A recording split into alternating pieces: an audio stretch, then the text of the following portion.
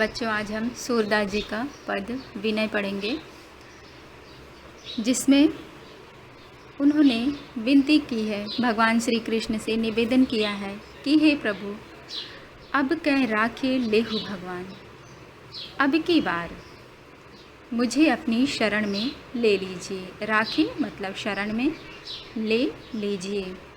हाँ अनाथ, हाँ मतलब मैं अनाथ हूँ, बैठो द्रुम डरिया, बैठा हूँ द्रुम यानी वृक्ष की डाली पर। मैं अनाथ हूँ और एक वृक्ष की डाली पर बैठा हूँ।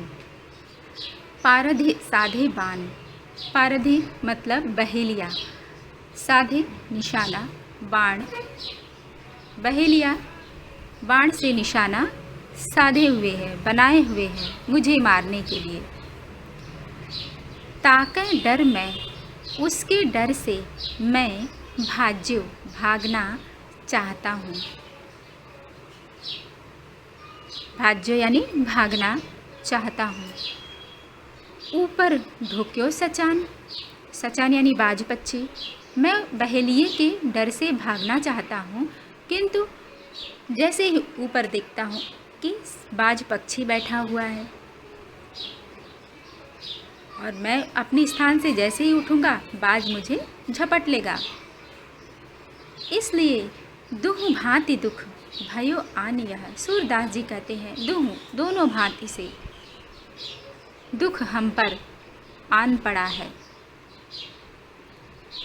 कौन उबारे प्राण, हे प्रभु हमारे प्राणों को कौन बचाएगा। अतः आप मुझे अपनी शरण में ले लीजिए। सुमिरत ही अहि डस्यो पारधि, हे प्रभु यदि मैं आपका सुमिरन करता हूँ, सुमिरन यानी ध्यान लगा करके मैं आपकी भक्ति करता हूँ इस क्षण, तो कर छोटियो संधान, यदि मैं इन सब से छुटकारा पाने के लिए आपका सुमिरन ध्यान लगा करके मैं एकांत में आपकी शरण पाना चाहता हूँ, तो कर छूटियो संधान, तो कर यानी हाथ छूटने का डर रहेगा, डाली से मेरे हाथ छूटने का डर रहेगा, मैं नीचे गिर पड़ूंगा। सूरदास सर लग्यो सचा नहीं, सूरदास जी कहते हैं कि सर सचा नहीं, इस तरह से मेरे प्राण संकट में है। एक तरफ बहेलिया है, दूसरी तरफ बाज पक्षी है, मैं अपने प्राण कैसे बचाऊं। जय जय कृपा निधान, अब आप ही मेरे प्राणों की रक्षा कीजिए। क्यों? क्योंकि आप कृपा निधान हैं, सब पर कृपा करने वाले हैं।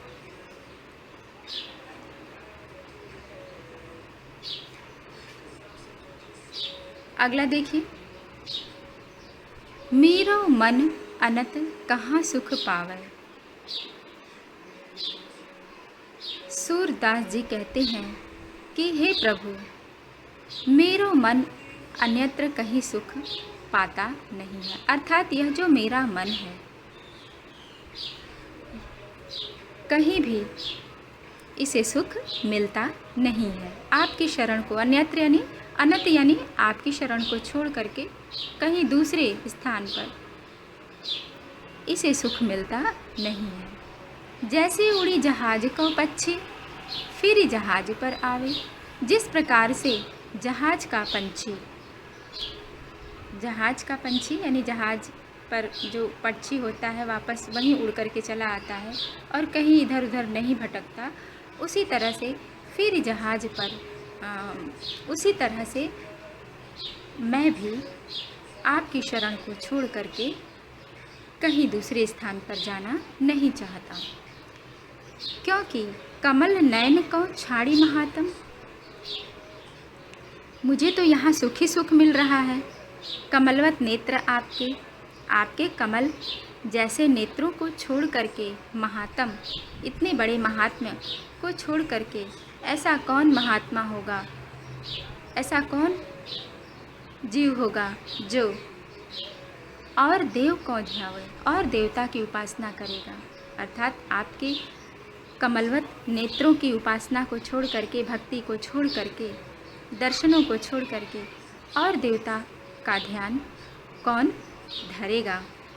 परम गंग को छाड़ी पियासो, उसी तरह से परम अमृत गंगा के जल को छोड़ करके प्यासा व्यक्ति, पियासो यानी प्यासा व्यक्ति दुर्मति कूप खनावे, दूर जाकर के कुआं खनावे। खोदने का कष्ट यानी कठिन कार्य कोई करेगा, जब उसके पास अमृत जैसे गंगा का जल उसे प्राप्त हो रहा है तो वह दूर जाकर के कुआं खुदवाने का कार्य क्यों करेगा। जिह मधुकर अम्बुज रस चाख्यो, क्यों करील फल खावे भावे। सूरदास जी आगे कहते हैं कि जिस भ्रमर को, जिस मधुकर यानी भ्रमर को अम्बुज रस चाख्यो, जिस मधुकर ने, भ्रमर ने अम्बुज रस, कमल के रस का पान कर लिया है। कमलवत प्रभु के कमलवत नेत्र, उसी तरह से अम्बुज यानी कमल रस का पान कर लिया है, क्यों करील फल खावे। भला वो करील यानी कड़वे फल को क्यों खाएगा, यानी कड़वा फल उसे अच्छा लगेगा, कभी नहीं। सूरदास जी कहते हैं कि प्रभु कामधेनु तजी छेरी कौन दुहावे। प्रभु, हे प्रभु, आपकी शरण में मैं आ गया हूँ। कामधेनु गाय को छोड़ करके कोई छेरी अर्थात बकरी के दूध को कौन ग्रहण करेगा, बकरी दूहने कौन जाएगा। कामधेनु गाय यदि पास में है जिससे सब कुछ प्राप्त हो रहा है, तो छेरी अर्थात तुच्छ, यहाँ पर महान वस्तु और तुच्छ वस्तु से समानता की गई है कि कोई भी जो बुद्धिमान व्यक्ति है, सामान्य प्राणी है, वह महान वस्तु को छोड़ करके तुच्छ चीज़ों के पीछे भागना नहीं चाहेगा।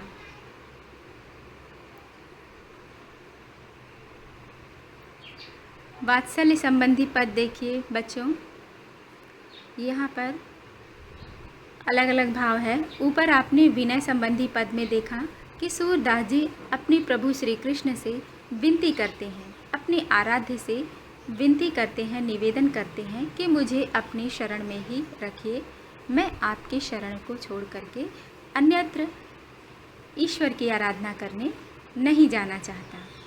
अब यहाँ पे वात्सल्य वर्णन में माता यशोदा और वात्सल्य वर्णन में श्री कृष्ण के बाल छवि का वर्णन किया गया है। सूरदास जी ने माता यशोदा, श्री कृष्ण के बाल छवि का वर्णन, उनका हाव भाव, जो उनकी शारीरिक और मानसिक चेष्टाएं हैं, सभी वात्सल्य के अंतर्गत उन्होंने दिखाया है। कहते हैं कि हरि जू की बाल छवि कहूँ बरनी। हरि जू की, श्री कृष्ण की बाल छवि यानी बाल सौंदर्य का बरन यानी वर्णन, बखान कहाँ तक करूं। सकल सुख की सीम, संपूर्ण सुखों की सीमा है, जहाँ पर संपूर्ण सुख प्राप्त होते हैं। श्री कृष्ण के बाल सौंदर्य को देख लीजिए, उनकी मनमोहक छवि को यदि देख लीजिए, दर्शन कर लीजिए, तो सारी सुख प्राप्त हो जाते हैं। कोटि मनोज शोभा हरने, श्री कृष्ण का जो बाल सौंदर्य है वह करोड़ों मनोज यानी कामदेव के शोभा को हर लेता है। भुज भुजंग, उनकी भुजाएं भुजंग सर्प के समान, सरोज नयननी, उनके नेत्र सरोज यानी कमल के समान। बदन विधु, बदन यानी मुख, विधु मतलब चंद्रमा, मुख उनका चंद्रमा को भी, चंद्रमा के सौंदर्य को भी पीछे जीत लरने, जीत लेते हैं अर्थात पीछे छोड़ देते हैं। इन सभी को भुजाएं उनकी इतनी सुंदर है कि सर्प भी लज्जित हो जाता है। नेत्र उनके कमल से भी सुंदर है तथा उनका मुख चंद्रमा से भी अधिक सुंदर है। रहे विवरणी, भुजंग विवरणी बिल में ही रहने लगता है। क्यों? क्योंकि जब श्री कृष्ण बाहर निकलते हैं और उनका सौंदर्य देख करके भुजंग यानी सर्प लज्जित होकर के विवरणी बिल में चला जाता है। सरोज कमल सलिल तालाब में चला जाता है और विधु चंद्रमा नभ आकाश में चला जाता है। ये सभी उपमाएं, उपमा पर दूरी डरनी, ये सभी उपमाएं कौन कौन से? भुजंग, सरोज और विधु यानी चंद्रमा, सर्प, कमल और चंद्रमा। अपर दूरी डरनी, दूर से ही डर करके छुप जाते हैं, अपने अपने स्थान पर जाकर छुप जाते हैं। मंजू मेचक मृदुल तनु, मंजू मेचक सुंदर, मेचक यानी उनके जो हाव भाव हैं, मृदुल तनु और उनका कोमल शरीर, श्री कृष्ण का कोमल शरीर।